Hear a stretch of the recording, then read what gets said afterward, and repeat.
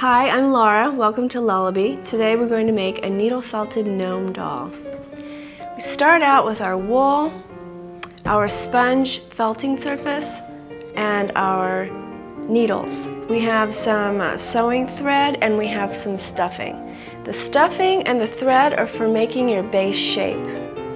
So our gnome base shape is like a long oval, and so you take your thread and you bind the stuffing into the shape that you want. And this is the shape that we start with. Binding a shape from stuffing saves you a little bit of money in wool, and that's why I do it this way.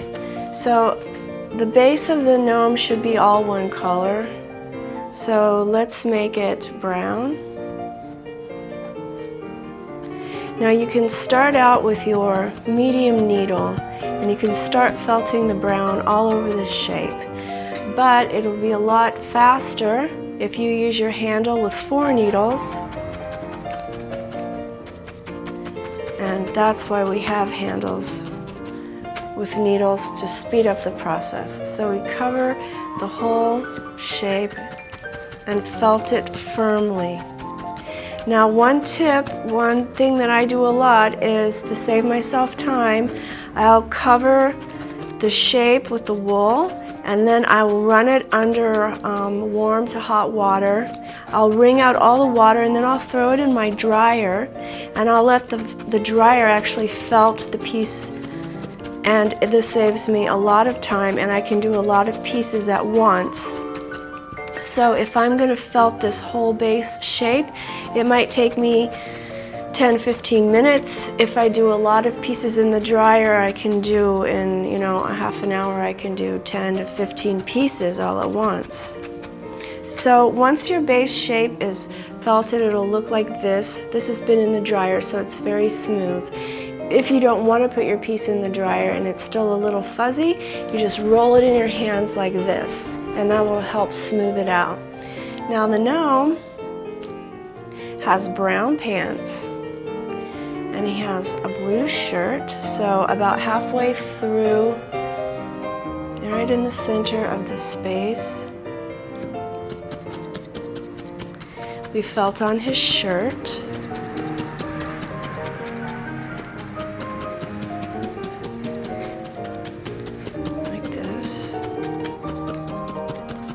If you want to smooth out your color, instead of felting down, which will make your piece smaller, you can smooth it by using your felting needles and skimming them across the top at an angle. And that will help to smooth it, but not necessarily change the size of the piece. Okay. Pull off a small piece of skin tone and put that on the front of the gnome, and with a single needle, because it's a small area, felt on the face.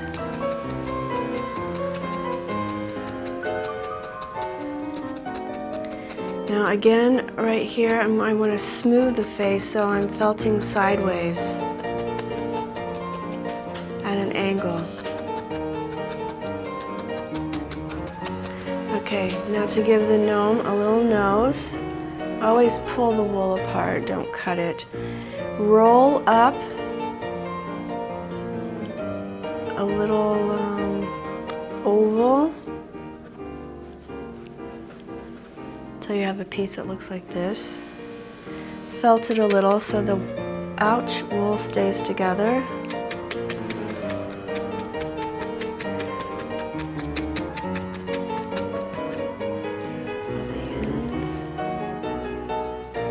Now put this on his face.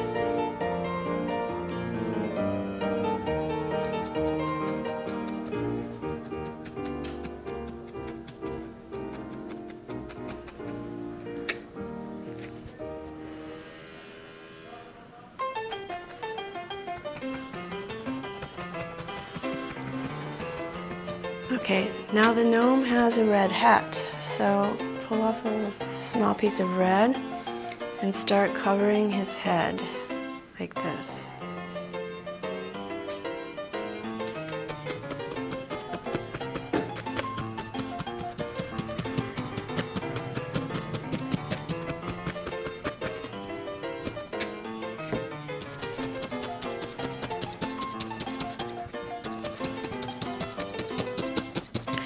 Now to make the pointy top of the hat, start a piece on the head, and then you keep wrapping it to a point. And you might have to add a couple of pieces of red to get it as long as you want it to be. So you can build upon the shape.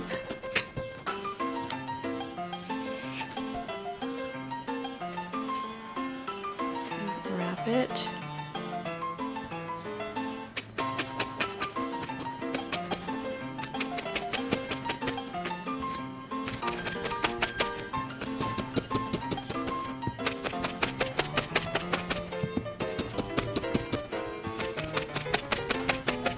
Okay. Now to smooth out your gnome, you'll take your hands and you'll roll the whole gnome actually between your fingers just to help smooth it. Get his nose back up there. Okay, now the gnome has white curly hair. So you take some of the Cotswold curly pieces that come in your kit, and with a single needle, start applying his beard. This is the fun part, and his hair. The hair will go around his head.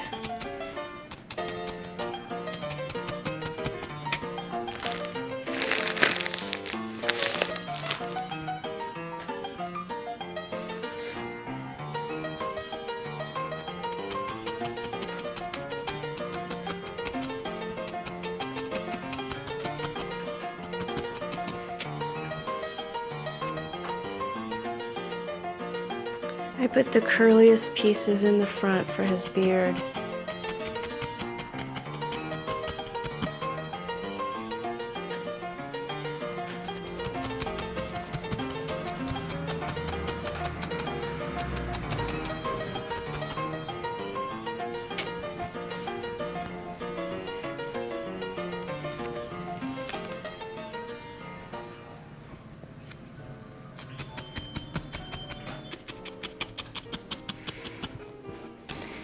Okay, so here's your little gnome, and the last bit that we need to do is put on his eyes. And for the eyes, you just pull a tiniest little piece of black wool and roll it between your fingers into a tiny ball, and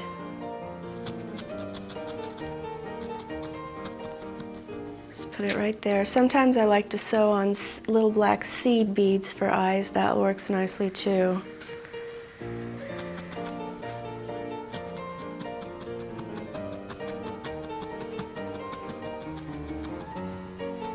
And there you go. There you've got your little gnome. They make great little toys. They're also really nice for Christmas tree ornaments. So